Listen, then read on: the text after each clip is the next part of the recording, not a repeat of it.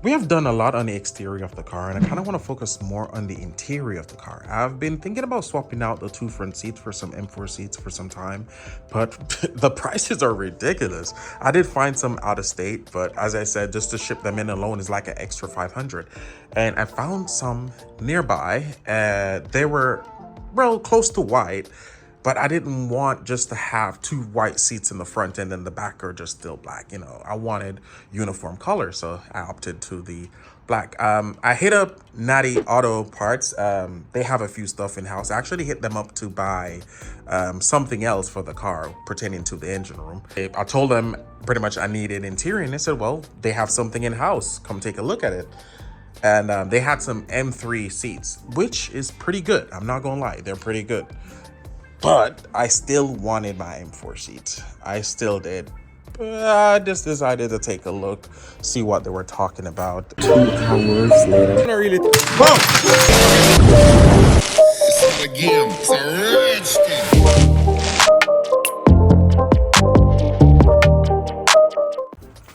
This is pretty nice. This is supposed to be palladium silver, I believe. I could be wrong. I've seen a lot of names for this color online, but I like it. Full interior, front, back. I mean, in a 328i, it should be way more comfortable for a daily driver. As I said, I spend a lot of time in the car driving, especially from the valley to the bay, and you know that's like an hour drive and stuff like that. So for my daily driver, I want it to be way more comfy, and I only wanted the front seats, but I end up getting an awesome deal. Listen to me, if you want any E90 parts, hit up Natty Auto Parts, bro. Just tell them, just message them on Instagram, tell them what you want. Believe me, they have it from engine go all the way back. Even all the little small bits and pieces, they have it. This is an N51. I'm doing the conversion kit for the oil cooler. This is the N54, the full kit. I got it. That's actually what I went there to buy. And then I end up telling them I want to do interior swap. And they showed me this. I just paid for it the same day. Went back another day and pick it up with a U-Haul truck. And they're in great condition. I got the door covers, the armrests, rear seat, and the front seat. And all of this cost me $800. I paid $800 for everything. That's crazy. I can't beat that price. For a full interior, I cannot beat that price. There's small rear and tear over pretty much with the driver's seat. Passenger seat, not touch. It seems like nobody sat in that seat. But with the driver's seat, small wear and tear, but that's easy fix. Already ordered the kit. It's shipping straight from the UK. I ordered it yesterday. This is an easy fix. I've done leather interior repair before, so it'll definitely look just like this when I'm finished. Discolored with a little greenish. I've seen some guys on the forum talk about it, but I already bought the dye, as I said, the full kit, so I'm gonna solve all of that.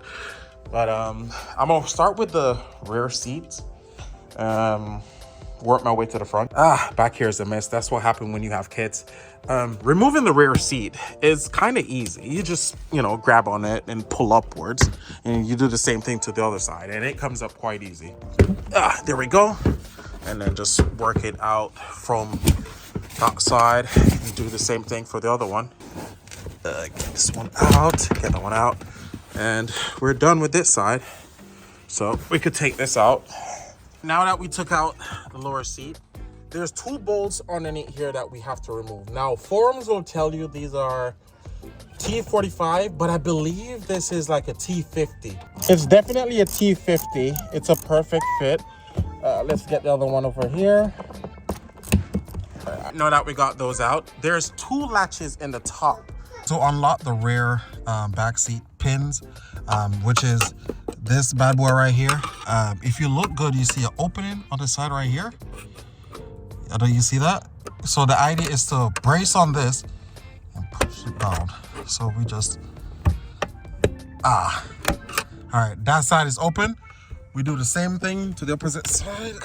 Inside here is a bit tricky, so I didn't move this belt at the bottom. So we're gonna do stretch this, put it to the side right here, somewhere here on the side.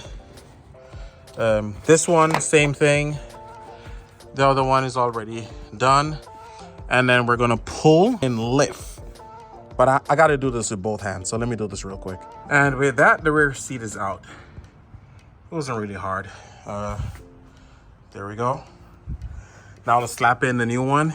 I should clean it up a bit first. All right, slide this one in and make sure everything lines up. Oh, everything lines up at the bottom. That's good. So let me try to lock in the top. Ah, that side is locked in. I heard it. That's good. I'm gonna still check in the back. Yeah, that's locked. And that's locked. We're good. Now we're gonna put in the 2 bolts, slapping back the 2 bolts at the bottom, and then we fit in the lower piece, and then we'll be done with the back. Both bolts in the bottom are in. Let me clean this out before I put in the new seat. We're done with the back. Seats are in. Now to do the passenger seat, and then we do the driver's seat after. So now we need to remove the front passenger seat. So we're gonna take off the belt first. I believe you pry on the side right here. Right. Yeah, and then you slide backwards. Don't want this clip to break. Ah, there you go, because I'm gonna reuse it. Slide backwards, should pop off. And this also should be T50. Yes, sir.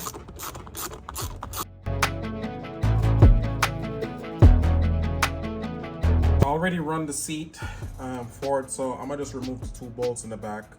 Then I get the bolts in the front. So let's do that.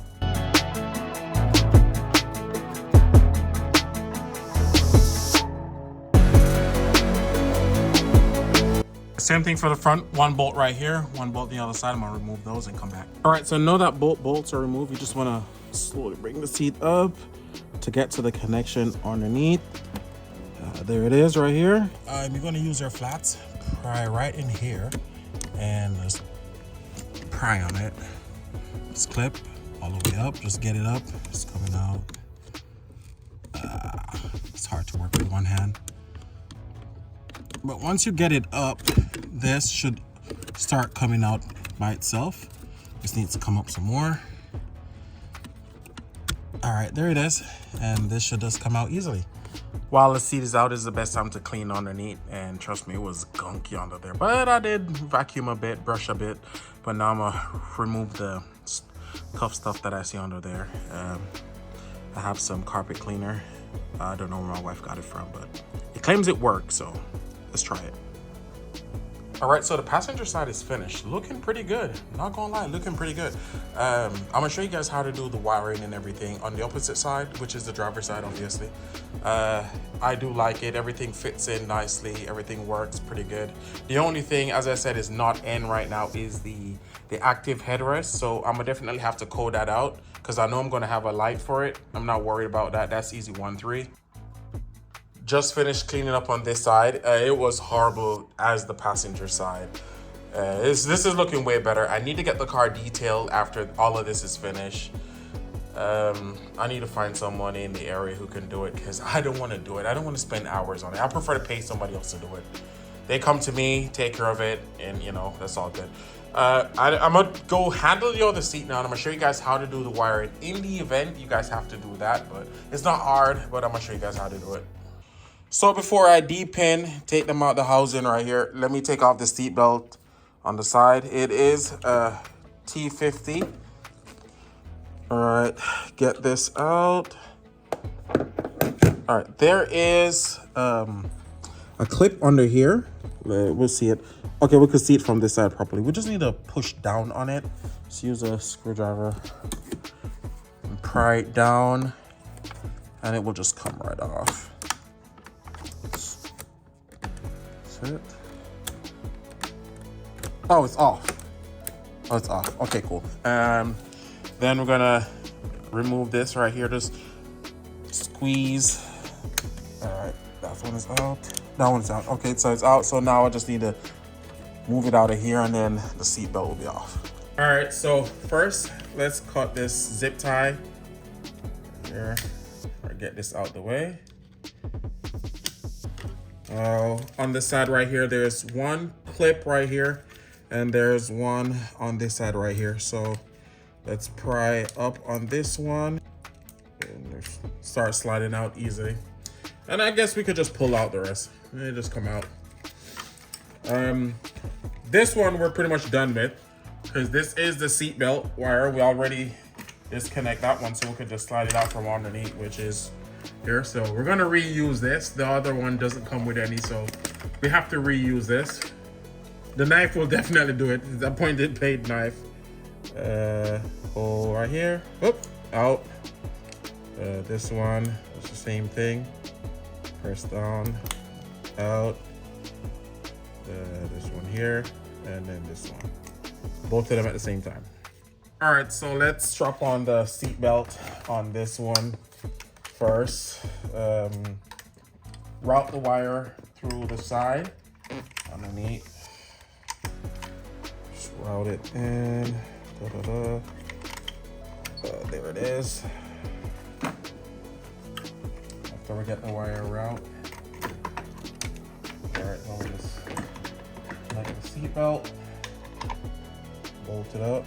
Put back all the clips. Lock the other one under here. And this one is supposed to go up into this hole right here. All right, done. This one is already done. We didn't D-pin, so we're just gonna just connect. So that's good. This bad boy, let's string up this one. So first, this one. So we have yellow on the inside and then grounds on the outside. Yep, that seems to be right. So let's get yellow down in there first. Make sure the pin is positioned right so it can clip in. Done. This one also. You can hear them when you get them in. That one is done. Over here. This connector. So I believe these first two right here is grounds. This one right here, I know these two out by the end here should be the green and orange and red and orange. And down here should have just one grounds on here. So this one is kind of easy to remember. Okay, and then we have a grounds in here. So it's easy slide in. Clip in.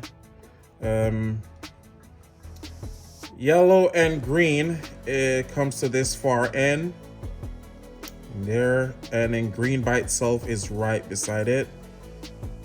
You don't go, I know you don't put it in the extreme end, you just put it close to the end, so it would be the second to last. And then this red and black goes right beside this grounds right here, right in there. And this one, well, red and brown goes into this big space right here.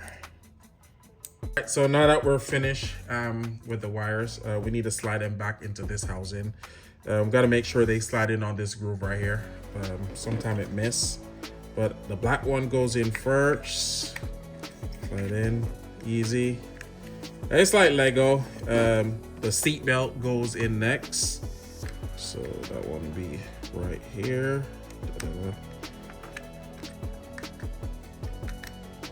Yeah. Come on. It's the groove. There it is. And the last one turns, where's the lock? So it should turn this way because the lock pin right here on the top. And this thick groove right here goes into this bottom row. So we know this is the last one in. And it's finished. We're locked in. Look at that. Pretty much we can always just slide this right here.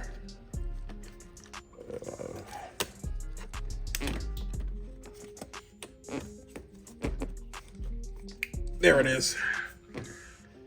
We'll just put this back in the car, connect it up, and bolt it down. We're done. I'm gonna definitely replace this because it's quite scratchy. I need to go to pick and pull and find a clean one and replace this. But for now, let's just take this out to put on the armrest. Once you pry on the side, oh, I did do this yesterday and I didn't put this back in properly because I know I was gonna take it off again. I forgot. Well, you just pry on the side just to get this out, and then you unplug the wire. It's somewhere, there it is. You unplug the wire. I forgot. The top, it's easy. You just pry from here and then pull forward and it will come down. Sometimes you just have to push in, press down in a bit, and it will slide out. And then right here, there's one clip right here you have to get from under here inside. And one is on the opposite side. You need a flat screwdriver to get it. Let me take it off and I'll show you guys what you're feeling for right here.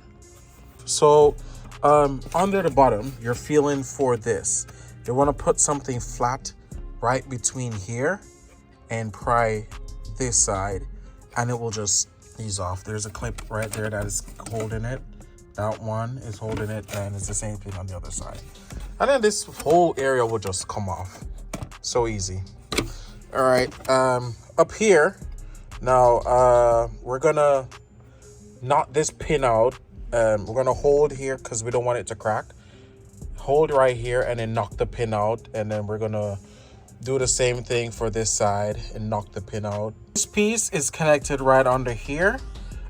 Slowly, don't pry on it down, but you want to slowly lift it from under these hooks to get it up, and then just to release some tension, release the tension off it. And then after you get the tension off, it'll be easier to knock on the pins to slide them out. You wouldn't even understand what I had to do to get this pin out. This pin is that you're supposed to knock the pin this way out, but it was so hard I ended up taking it out on the inside. I got out both of them. I got out the spring. I need to set it back, but I just want to take this off right now and just put on a new one. So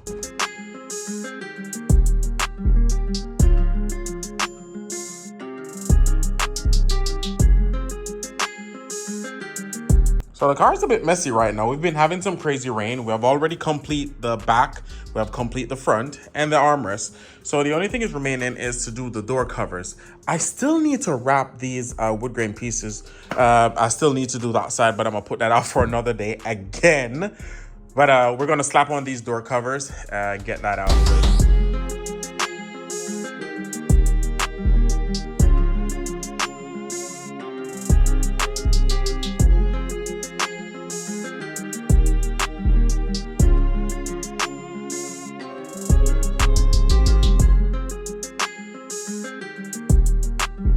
This door is finished. Nice. Now we're gonna work on the other doors.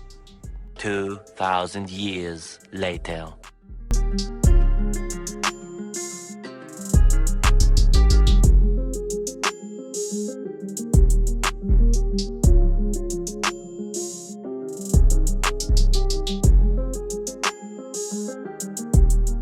So now that the interior is complete, what is next for the car? Well, I still want to do the motor swap. But before I do that, I want to go as far as I possibly can with this N51 motor. Because I know there's a lot of people that have this 328i. This motor is in their car, even N52. And they want to know how far they can take it without spending a lot of money. And I'm planning to, well, first as it is, I've done some mods. I'm getting it tuned sometime next week. I probably installed the tune file. And after that, I'm probably going to do a single turbo. I'm going to probably do a single turbo installation on it. Just take it to the max, then do a dyno tune. And then after that, if it doesn't blow, then I'm going to probably just take it out and do the engine swap. But I'm definitely taking it all the way to the top before I do that motor swap. Thanks for watching, and I hope to catch y'all in the next one. Peace.